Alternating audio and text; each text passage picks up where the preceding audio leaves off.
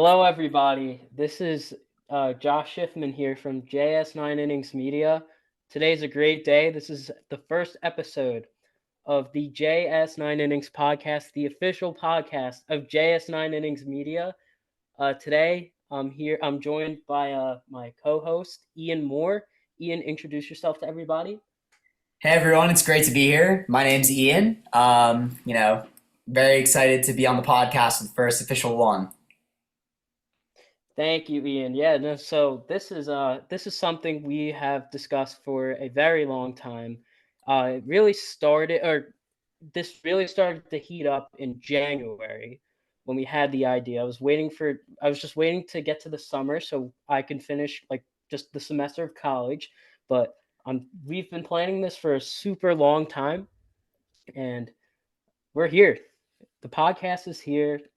We've been wanting to do this for so long. We're really big baseball fan. So for myself, I created JS9innings in November of 2019, and when lockdown hit, I just started really grinding it every day. And for my love of baseball, I just continued posting baseball content, and from there, I've been able to just build a huge following over time. And I appreciate all of you guys for supporting. The support's amazing, and I love interacting with all of you. My friend Ian here has played a very crucial part in the beginning and just the evolution of JS9innings. He operates the website. He does a lot of great things. Ian, you're a big Yankees fan. I absolutely am. That's damn Yes. right. Yeah, so we got Dodgers Yankees coming up. Uh, Coming up in I think 3 weeks, Yep, almost just a month. about. You got it. Yeah, so that'll be very fun. That'll be the We series of the year for sure. Oh, it will be, and hopefully that's like the preview of the World Series because Dodgers Yankees. I'm repping my Freddie Freeman jersey right here, but Yep, I got my Juan Soto jersey yes. on. You want to tell everyone how you got your Soto jersey? Yeah, sure. So, for those who don't know, I just graduated with my master's degree this past month of May. And one of those pivotal people who's played a great role in my life has been Josh.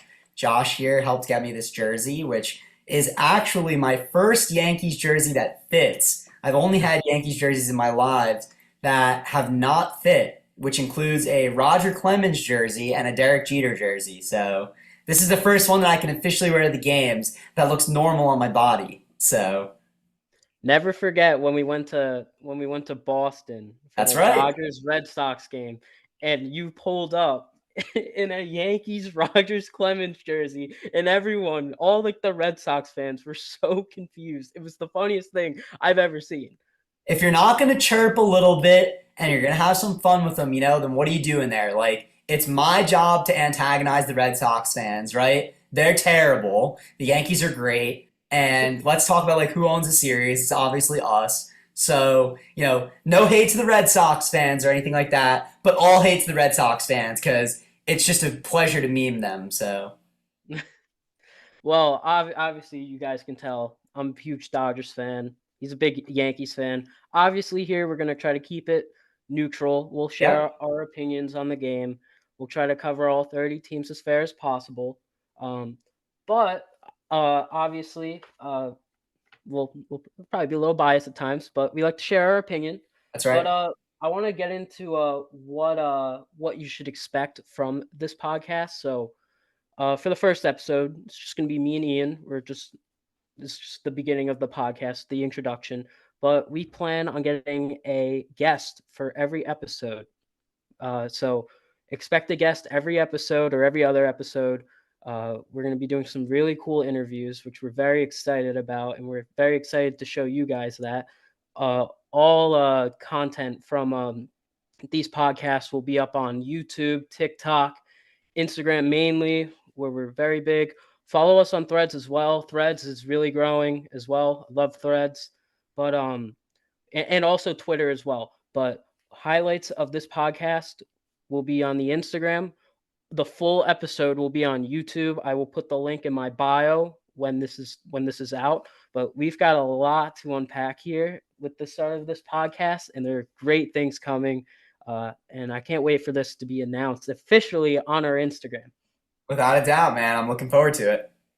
I'm Josh Schiffman here. Um, I am a student at Quinnipiac University. I actually just finished my sophomore year at Quinnipiac. I'm a communications major studying media studies, and I also have a sports studies minor. Uh, there, I am trying to study and learn more about the social media space and just digital media, so I can grow js9innings to the best of my ability. At a very young age, I fell in love with the game of baseball. My family, all big baseball fans, especially my dad. My dad, big Dodger fan growing up. He read a book about Sandy Koufax when he was 6 years old. So he grew up a Dodgers fan, and then that's how I became a Dodgers fan. Uh, I've learned a lot about the game from my dad, and I'm a big Kershaw guy. His favorite player is Sandy Koufax. There's a lot of resemblance between those two, so big. I love Kershaw, and I love watching him pitch. Uh, he's my favorite player of all time. Ian, how about you tell us about yourself? So, thanks for the quick intro, Josh. I definitely relate to that in that, unlike you, you support the team that your dad really likes. I support the antithesis of my dad's team. My dad is actually, he's a little bit of a duel. He likes the Cubbies, of course, and that'll always be the team that he says is the favorite, right? But he likes the Red Sox. Quite frankly, nothing grinds my gears more than that. I'm a Yankees fan, right? I was born in October of '99. It was during the playoffs, and specifically, I remember Jeter walking that game off when I came right out onto the delivery table. So myself and my mom love the Yankees. My dad can't stand us at all. I'm 24. I just graduated with my master's. I'm a New York native as well. I grew up in New Jersey, but I went to college here at NYU in Columbia. I couldn't be more happy to be here. My dad, as well, has played a pivotal interest in my baseball passion for my life. He grew up playing for the Montreal Expos in the '70s, so big inspiration there as far as my love for the game and whatnot. I also played baseball all the way throughout high school. I stopped when I was a freshman, and I was particularly middle infield and pitching, although I did play a utility position, so kind of touched on all the critical and integral parts. I played catcher, I played short, second, pitcher, center field, whatever. Really, wherever the coaches just needed me in the lineup, I've always batted top. So, I understand the role that's there to be played and, building up the brick house, if you will. So, I'm more than happy to be here, more than happy to help out on the podcast as well. I've supported Josh now for a number of years behind the scenes, and I think that he's the right guy to be doing this. So, couldn't be more happy to be here. So, thank you for having me, Josh. Thank you for being here. Ian and I we've been friends for what now? I've known At you least since a you were like a decade. little squirt, quite Yeah, it's frankly. been what, 10, or not 10, Or more than 15? more than Yeah, 10 years, it's easily. been a while. Yeah, because my brother's like best friends with Ian, so Yeah, I consider Ian like a second brother of mine. Uh, very we just love baseball, that's without a doubt. and this is how just JS9innings was really created, and we just want to spread the game of baseball and just spread positivity about the game and what's going on in the world, and just we love baseball. Without a So doubt. I mean, tell us a little bit more particularly about what deep interests you had in deciding to make JS9innings a brand of its own. Maybe talk a little bit about what kind of work and work ethic it took to really build the brand up from what it came from, which was really at the start, nothing, and a passion of yours throughout COVID. Talk about the transformation of the brand and what it is today.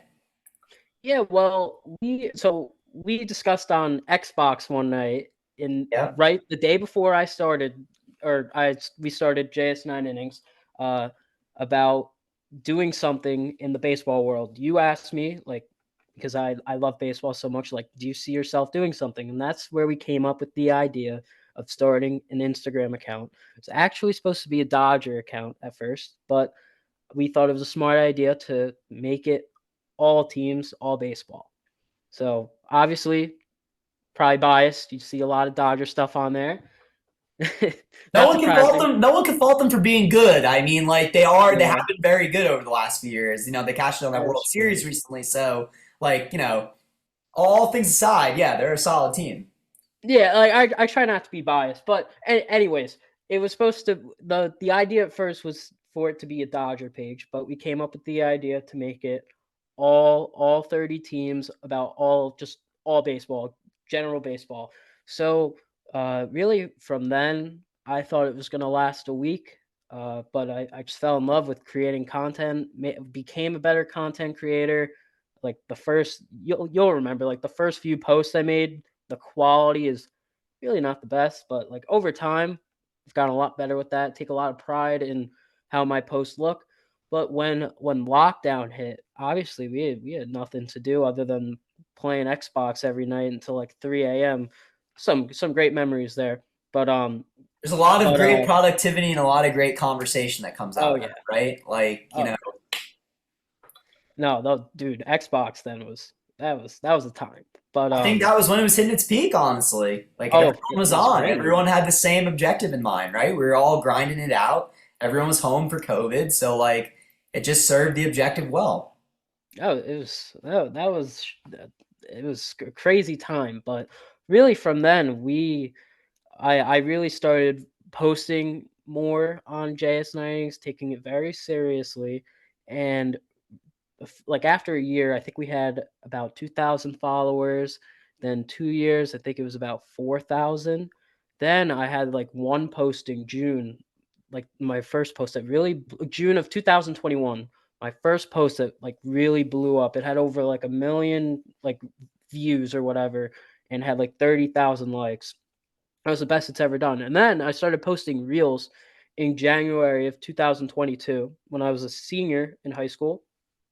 And really from then, reels have done incredible. And I just started seeing a lot of likes, a lot of new followers. And then that's when I really started expanding my content to normal posts, carousel posts, reels. Those started taking off. And really since then, we saw massive influx of followers.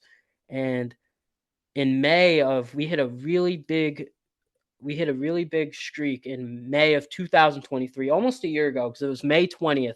Yep. That's when everything really started to blow up, and I started posting about like 10 times a day. Now it's more like 12 times a day. Every hour I post, I try my best to be consistent. But really, since then, it has exploded. We've gained about 900,000 followers in Yep. almost a year, which is just I earned 800,000 in almost a year, which is just mind-boggling to say the least. I No, still can't wrap my head around that. the explosivity on the account has been, without a doubt, its most important and critical component. Like you've stayed up to date with the algorithms on Instagram, right? You've done the work behind the scenes to get the content where it needs to be. You've promoted yourself a good amount, and like all credit to you. You know, JS9innings has continued to stay really trending. I mean, a good part in personal satisfaction that I take from this is, you know, obviously I have my own followers on my own personal account on Instagram, and when I get people sending me breaking news, but it's from that JS9innings tag on Instagram, I know that they're going to you first to get their breaking news before they go to other sources like ESPN or whoever have you. And that's the real component that really drives the brand name and the brand recognition forward with what's going to continue to put it on top above all their content. And I know for a fact that it's not just my followers and people that I follow that do that. You're getting a lot of likes, you're getting a lot of views, you're getting a lot of content, right? And so when it comes to that, people are spreading you around the same way that you're spreading the information around from the baseball news and network. So, you know, all credit to you. It's coming back and it's becoming real. And kind of like what you said, the brand's really exploded. I mean, particularly over the last year and a half, like you said, in synopsis, putting down 800,000 followers is no easy accomplishment for anybody, especially let alone, you know, sophomore in college who you're doing college full time. And Yeah. so, you know, you're also creating content full time. It's a big thing to manage the workload. And, you know, I'd kind of love to hear a little bit about, and maybe, you know, I know a lot about, but I'm saying on behalf of the followers, maybe talk a little bit about how your journey has gone over college with where JS9innings has come. Yeah, so when I was a freshman last year, I was probably only posting like 2 or 3 times a day. I was just trying to figure out my schedule, but it was honestly it was very tough because like the transition from being at home, going to college, very tough at first. But very tough at first. But I learned how to just adapt to college and all that. Um, but then js9innings, always wanted to grind it, always wanted it to be a part of my life. So I continued to really just keep posting. I remember when the 2023 season hit, I started posting like 9 times a day, and then I tried being consistent every day since then, and it really from then I've tried to be very consistent. So then when I came back to school in August of 2023 for the next year, I had to figure out my posting schedule. Very, very, very crazy because I was posting 10 times a day. I was used to that in the summer, 10 to 12 times, could be even more a day, and just really had to figure out my schedule. Um, Thankfully, I was able to get my work done. Though it was very hard to make time at times to make time for myself. But I mean, that's all part of what goes into this, and I'm willing to really forfeit hours and whatever of my daily life to focus on this, because at the end of the day, I mean, I just want to grow the game. I want to be a source and a huge media source within baseball to really spread the game. I've always just wanted to see the game spread, and I think we've done a very good job of that. And I've had a lot of professors and teachers at my college at my college who have really supported what I've done. They've given me advice and all that. And they're very supportive of what I do. So I've learned a lot from them, and I can really thank Quinnipiac for really giving me a great opportunity at their School of Communications, and just giving me a better understanding of what I have to do with js9innings to be successful. Yeah, I mean, I feel like that's a great segue into talking a little bit about, why now of all times, do you really feel it's quintessential for you to get out there and kind of like bring this podcast journey of yours forward? And, what really is behind the scenes and making you want to like proliferate your baseball knowledge through the podcast scene? Yeah, well, I've really noticed that when the following grew, we were getting people like former reporters, former players, like even like celebrities like Johnny Knoxville, Sharon Stone, my favorite player, Mikal Bridges. They're all following. Some of them are liking and commenting on my post. So that's where I You're learned being pretty and modest, saw. by the way, if I do say so myself, just to interject. You get a lot more people that definitely comment, like, and, follow you than just those three. I Yeah, yeah. No, it, those are three for example. yeah. But like Evan Longoria is a guy who comments like all the time on my post. Eric Hosmer, he comments as well. Like when you see like guys like that who are interested in your content, uh, and you're able to interact with them, you're able to see that you you have like a space I mean, you're accepted. Like for myself, I knew in like ninth or 10th grade that I wasn't playing baseball professionally. It wasn't going to happen. So that's why I started this. And when you have the respect of former players and celebrities, whatever it is, it's great. And when those people are willing to do podcasts, we're going to have some really great people on here soon. But when they want to be on here, it's really special. It really is. And we've been lucky enough to really to chat with those people, chat with these celebrities, and we're going to thankfully have a few of those people on. So it should be Yeah, great. without a doubt. I mean, Josh, I feel Yeah. like in knowing you personally, right? You've always been a good connector. You've been a good source of information.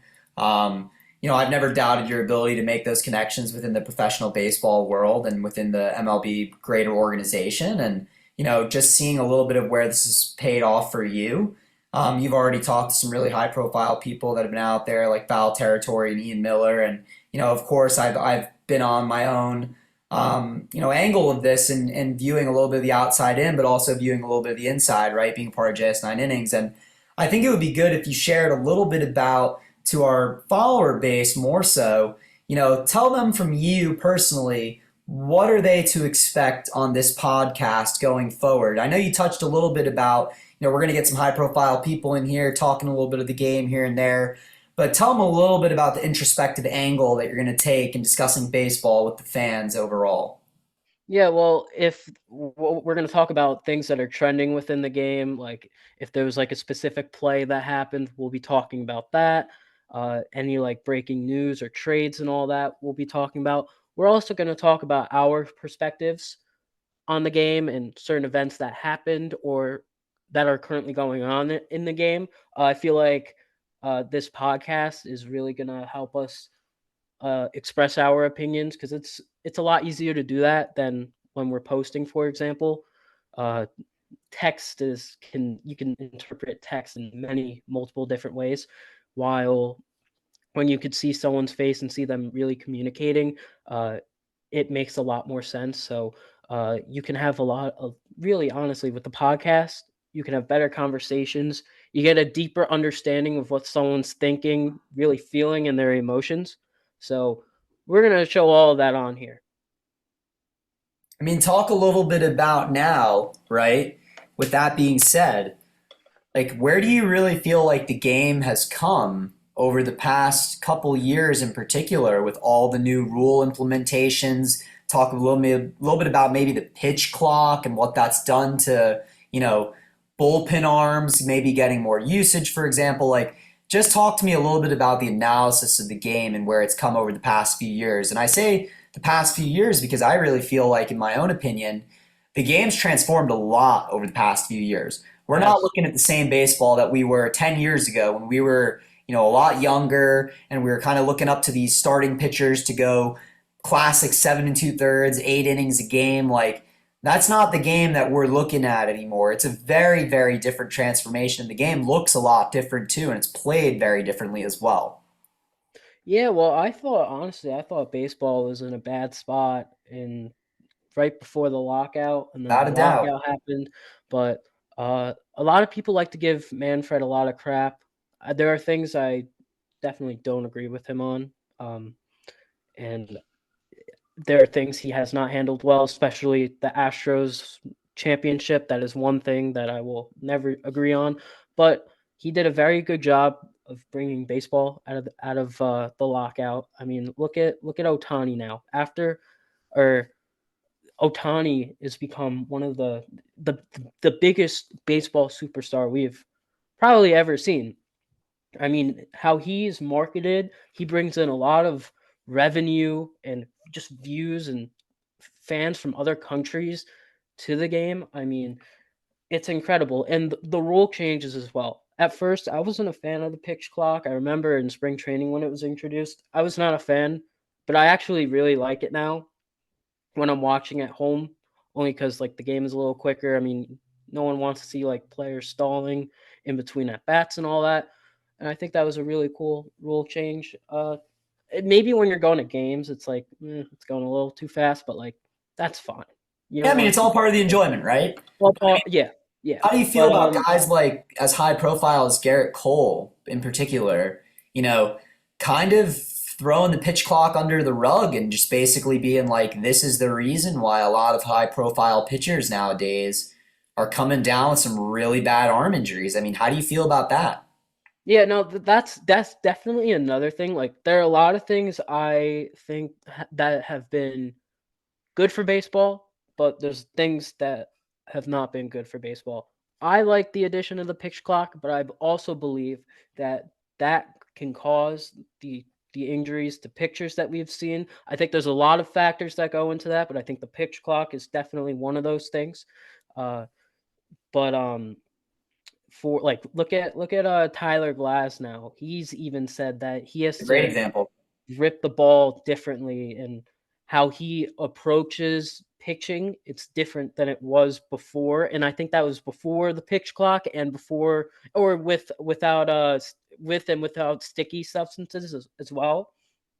I believe he said, because you have a different feel for the ball with the sticky substances and all that. That's another thing.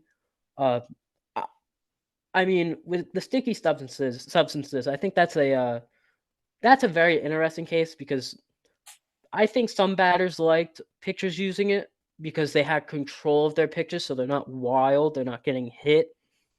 But at the other side, pitcher has an advantage. Um, to I think if we don't want people like, for example, when the Astros cheated in 2017, right? That was an advantage for the offense.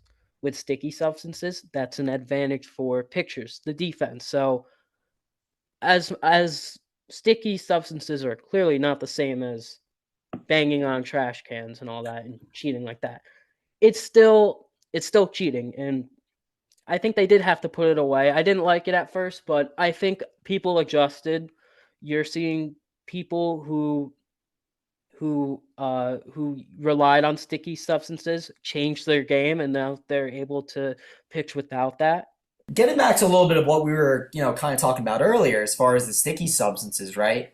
The main guy who, by the way, was a former Cy Young winner and quite frankly, had a really great run and a great outing, was actually the one, Trevor Bauer, who outed the majority of MLB pitchers for using sticky substances. And I can't tell whether or not it was a little bit on the premise of ego in terms of him thinking that maybe he was better than a lot of other pitchers if he outed everyone using the sticky substances that, he'd level the playing field. But I mean, I'm curious for your own thoughts as far as a guy who's really he's been blacklisted by baseball and he's kind of trying really hard to work his way back in. He's had very impressive minor league showings and he's been cleared of pretty much all of his charges. So, talk a little bit about where your opinion of how sticky substances have impacted the game versus when Bowers outed the majority of pitchers in MLB for using sticky substances, where the game has come now as far as things like revolutions on the baseball, miles per hour thrown, amount of intensity on the breaking balls. Like, just talk a little bit about where pitching's come, particularly over the last 3 years since the implementation of the glove check rule.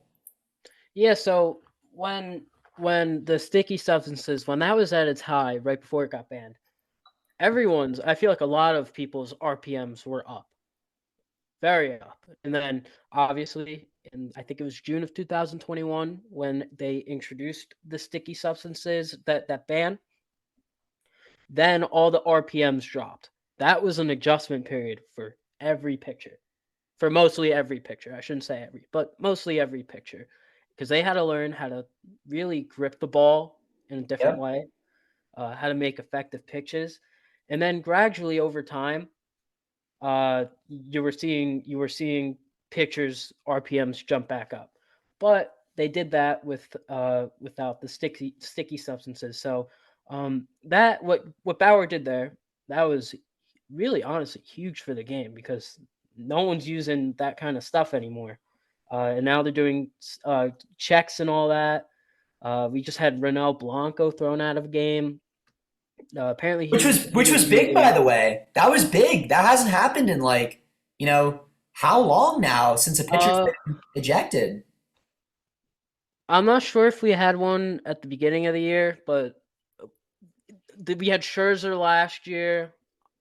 I feel like there's been more, just obviously not a lot, but I think there's been a few other cases. But And that no, umpire, this by is the way, pretty. said that was an instance at which he really felt like he hadn't seen or felt anything as sticky on the glove as that in forever since he first started checking pitcher's mitts. Yeah, they were saying apparently he was using rosin. I mean, who knows? I'll say he was probably using rosin, but it was how he had it. I think he had it on his left like arm or whatever, which is illegal. Yep. I could fact check that later, but I think that's how it was, and you're not allowed to have it on your other arm, and then that's where it was just really, really sticky, and he got thrown out because of that. But it's this whole thing has been an adjustment period for all pitchers. I mean, you're seeing it now. I mean, pitchers are getting ejected now. You saw what happened with Scherzer last year. Even though I don't think he did anything wrong. I mean, I agree with you on that. John Boy broke it down perfectly. So, but yeah, no, this whole thing has been really big adjustment period for a lot of pitchers. What do you think? I mean, personally, um, the science is telling, right? The revolutions on the ball were up back when sticky substances were in effect. Miles per hour on the ball is up. The breaking balls were curving a lot harder. I definitely feel like in bad weather situations, pitchers were predominantly throwing really good games. And, that's all stuff that's unconventional. It's not heard of. It's definitely not natural, if I will speak on behalf of that. But I mean, as far as it goes in relation to how bad it was, right? You could go down in a synopsis of history within the last 10 years. You could say that before this was a mainstream thing about 5, 6 years ago, this could be the equivalent for pitchers. And I will say this, and I know it's going to be controversial. This could be the equivalent of the steroid era for hitters for pitchers with sticky substances.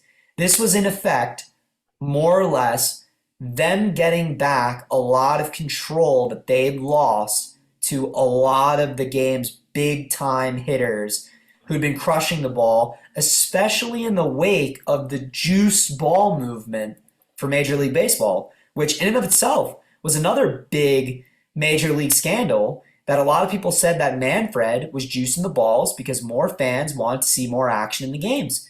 And of course, just like anything, the pitchers had their retaliation to this and they struck back with the sticky substances. And quite frankly, if you want to take the sticky substances out of it, you can't really, because some of the best pitching performances that have been seen in the last 20 to 30 years have been byproducts of that.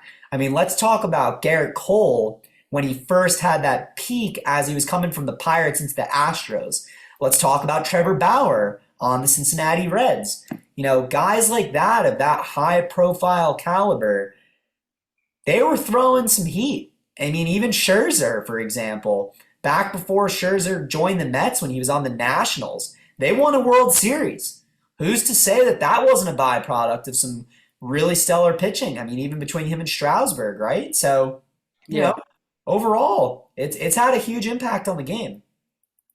No, for sure. I mean, who knows who was using what? I mean, I think we have an idea of what pictures we're using as things have come out and what they've talked about, but sticky stuff has definitely played a huge role in the game. I mean, when you bring up the balls being juiced in like 2019, like Glaber, didn't he hit like 38 homers that Without year? a doubt, it was a very Eugenio unusual year for him. Suarez Eugenio Suarez hit 49 in 2019, I believe. So you're seeing a lot of that. Look at DJ LeMahieu. He hit like I think close to 30, and LeMahieu then was a his silver numbers. slugger that year. Yes, and his numbers haven't been the in 2020 he was good, but his numbers since 21 have not been the same.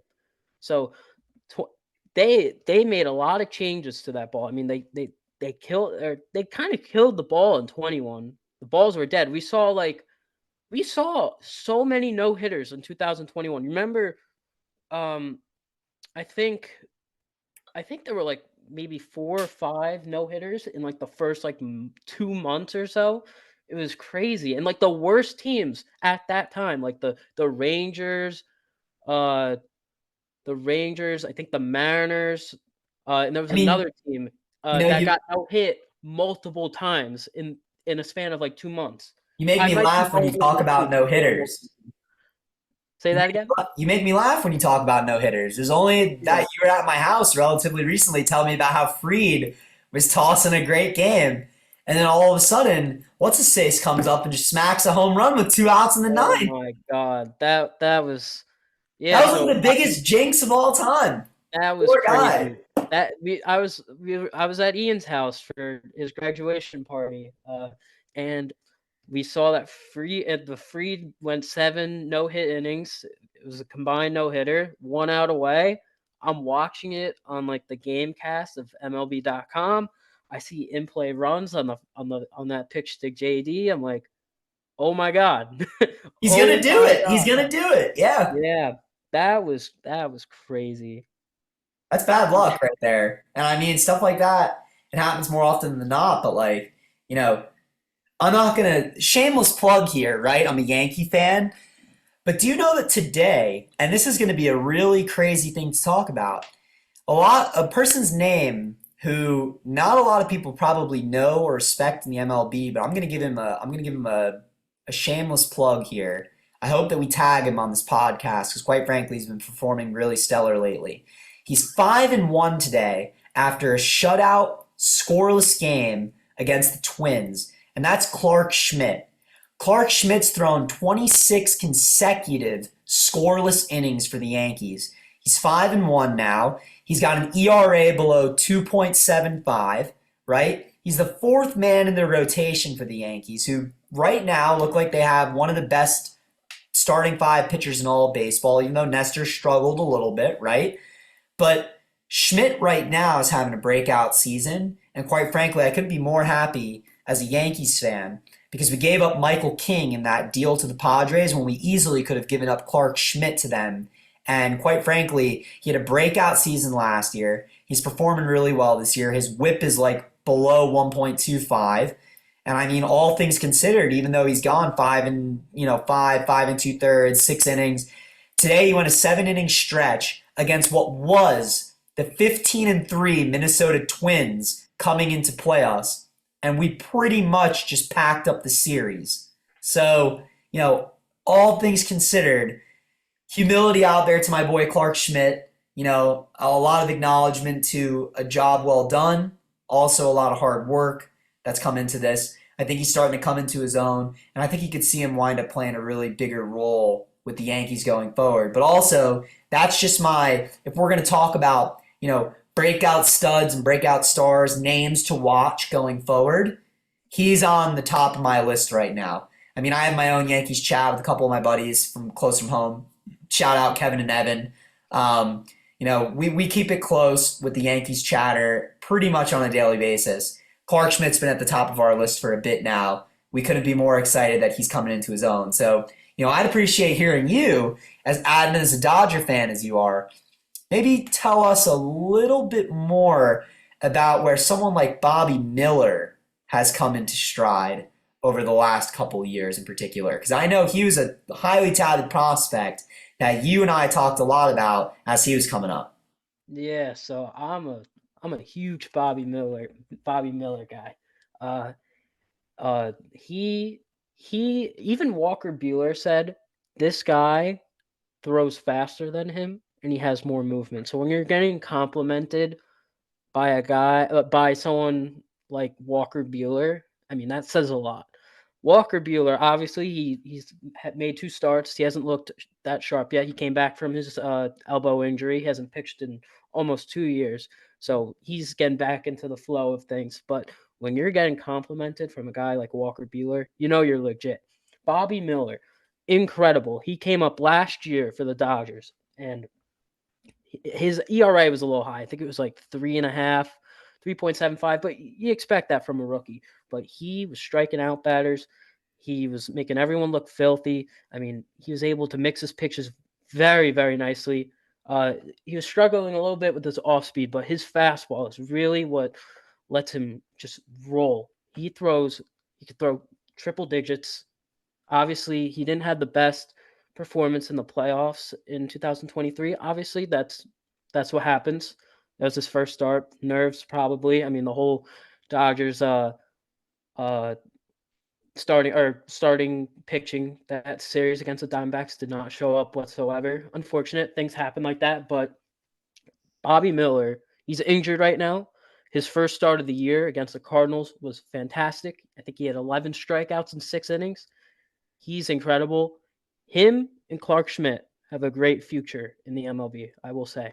Without a doubt, I mean, look, you said the word, you took it right off the top of my head. You said triple digits, right? Let's talk about a guy, and I know you'd already know where I'm going with this, who's been throwing triple digits, straight smoke on practically every single pitch since he got called up from LSU, right? Just made his first major league debut not long ago. Talk a little bit about Paul Skeens and where you see his MLB future because, quite frankly, right,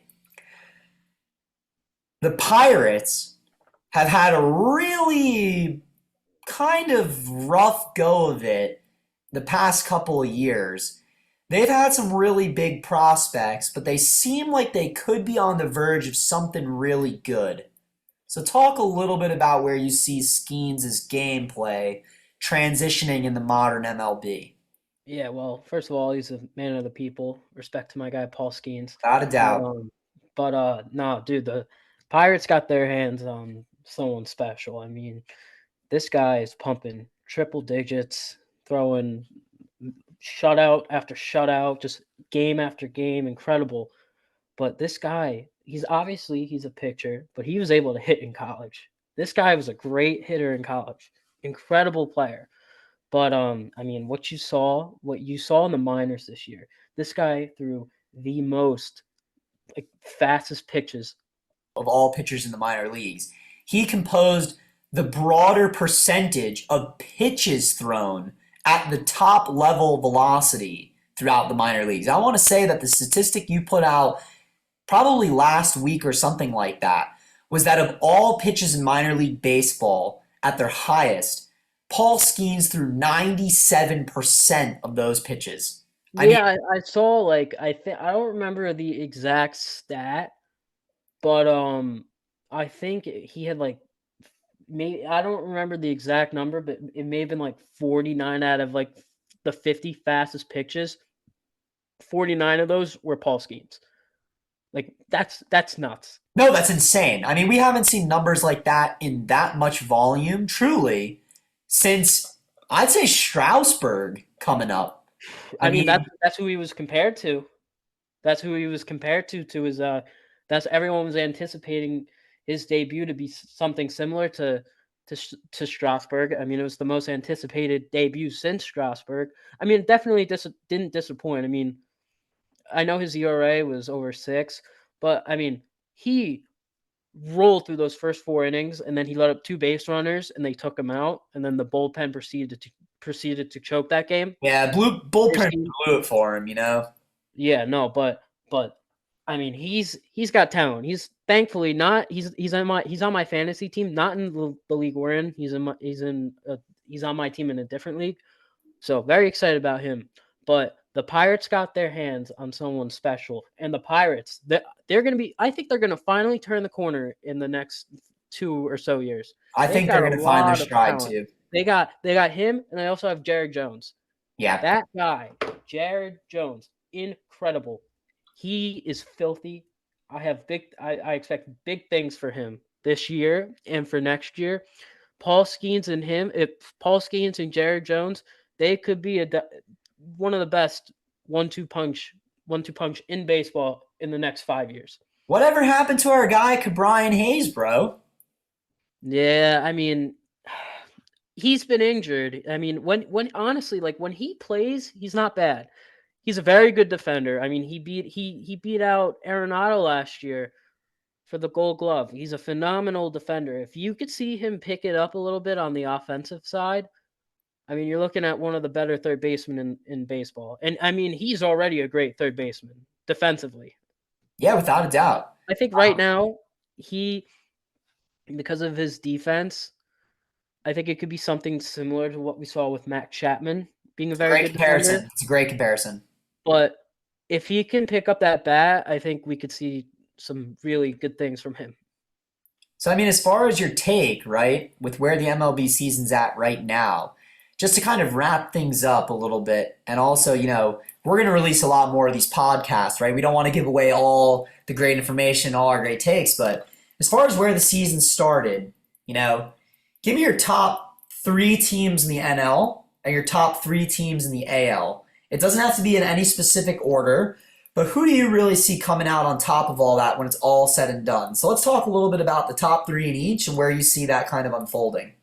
Yeah, so right now in the NL, I think you have the Dodgers, the Braves, and the Phillies. The Phillies are on a roll right They're now. on a I run, mean, man.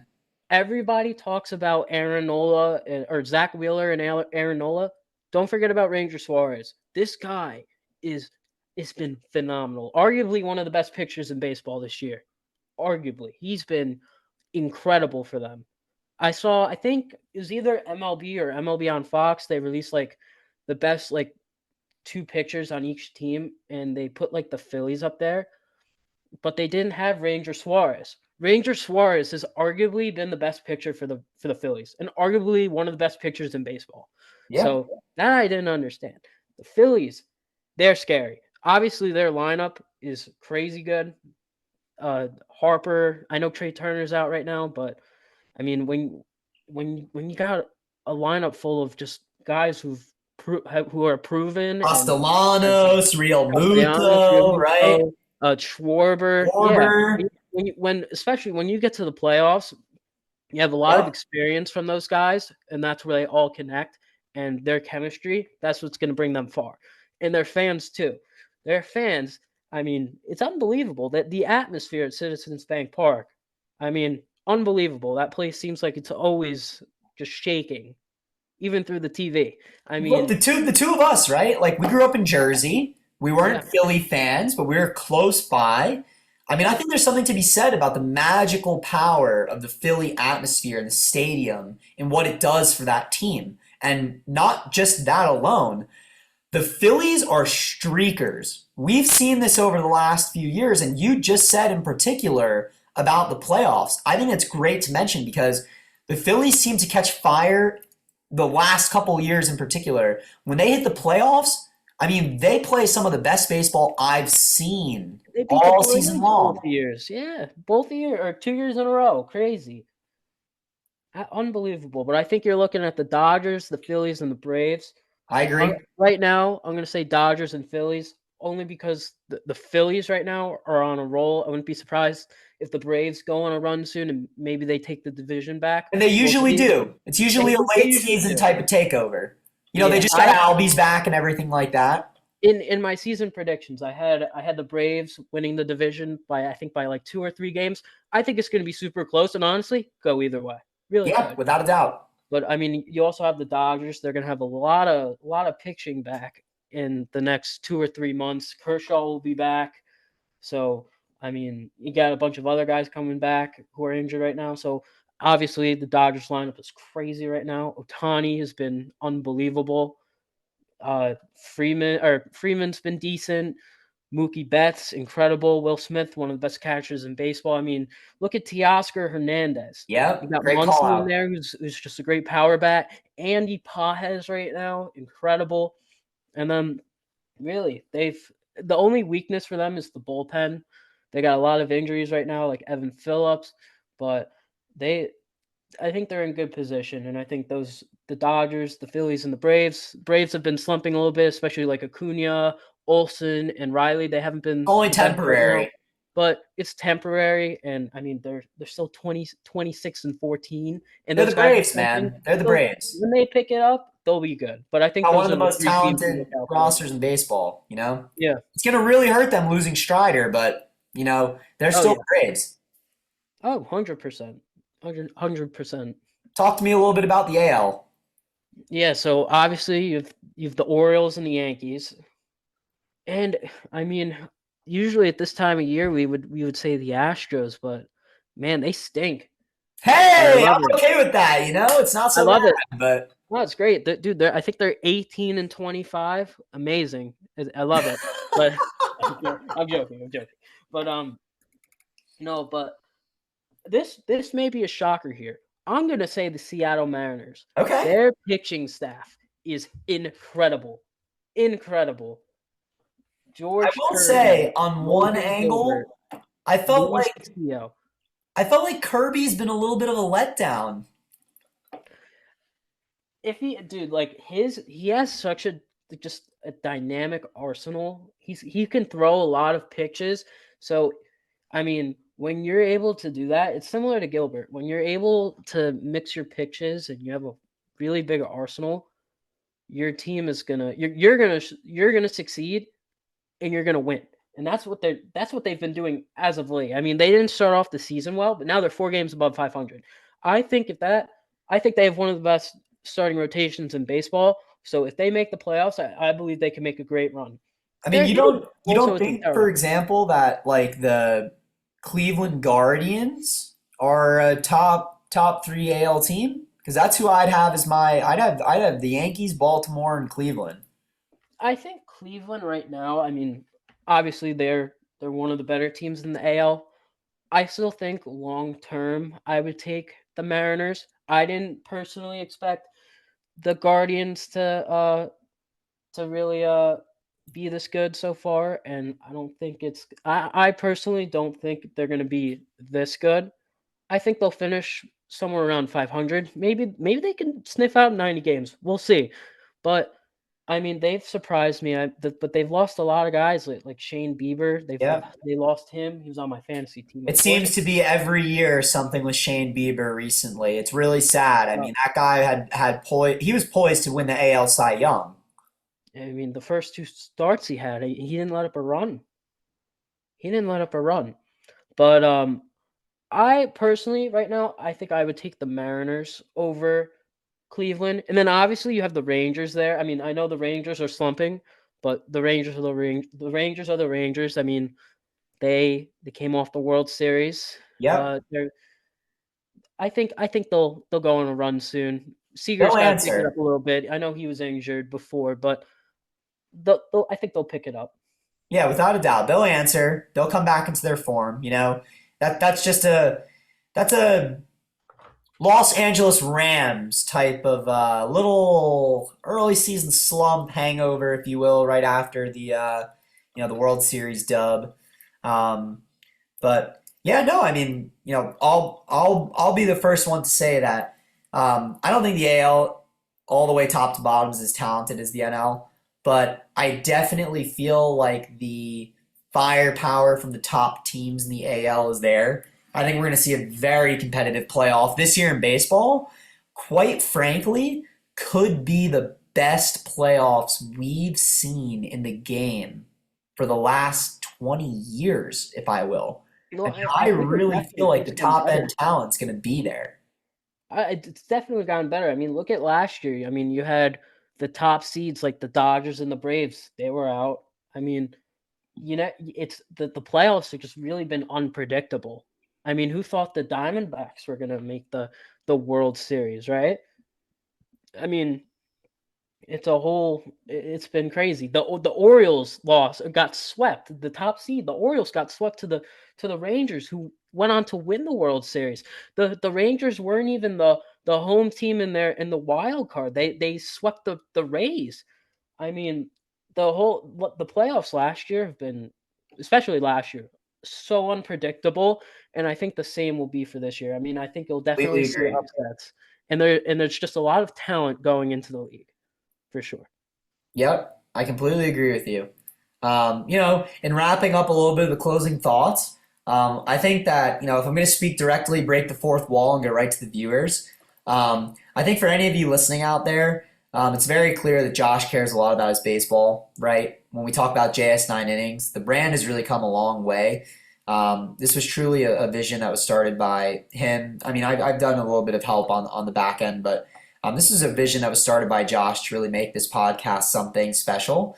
We've come into this podcasting business now, if you want to call it, because quite frankly, he really feels it's important and it's strong to get through to the viewership and really talk to all of you directly. Josh, in all of his posts, is immensely grateful whenever he passes milestones of 250,000, 500,000, a million followers, whatever it be. He always likes to express his gratitude. Humility is one of his best traits, in my opinion. And in getting to know a little bit about Josh over all these different years, while podcasting wasn't ever the top priority for the brand, there were a lot of things that had to come before it. Podcasting is where we're at now. In terms of JS9innings, it's where the growth is going to be. It's where we feel we're going to be able to talk to you all directly. And there's so much going on with the game that really we can only convey this through a conversational lens to everybody. So I want to not only take time to thank the fans for tuning in and for really choosing to share in the JS9innings journey, But I want to also thank Josh for having me on and continuing to have me on the podcast. It's only my pleasure to be able to actually help out and continue to serve as the best tool that I can to the JS9innings network. But I mean, it's Josh who's really putting this all together for you all. It's Josh who's out here who's slaving away with the hours of his day and really sacrificing a lot of time into this content and making sure that you guys all get the best baseball news and the best content possible. So, my big thanks to Josh. I really feel like the first podcast, now that it's under wraps, went extremely well. I also feel like there's a lot more that's in store and in tune for you guys. And, I'm only just as excited as everybody else is to get these guest speakers on here and, really see where this thing goes the whole way. So, Josh, thank you for your time. And, I'll yield the platform to you for the rest of the way. Yeah, so thank you, Ian. This whole podcast thing is definitely a learning experience. I mean, uh, I'm excited to learn more about podcasting and really creating content with this JS9innings podcast. I think it's a great thing that we started, and I really appreciate you wanting to be the co-host. I mean, I definitely think it's easier for myself where I have someone who can help me out with just like points and all that. But honestly, just having someone else to talk to, I mean, it makes it a lot easier. I mean, we've been friends for God knows how long. So I mean, when you're doing it with one of your best friends, that's what makes it better. So Completely agree. so I really appreciate you wanting to do this, and I'm very excited for what we have in store coming up. But this has been pretty surreal. This whole journey has been pretty crazy to say the least. So I want to thank you, and I want to thank everyone watching and who's been supporting the JS9innings brand. So very excited for what's to come, and a lot of big things are coming. But very excited, and Ian, thank you. Yeah, no problem. And remember, all the love to the fans. Without you guys, we wouldn't be able to make this happen. So, thank you, and we're very grateful. Yes, thank you, everyone. I think this very successful, everyone. So thank you.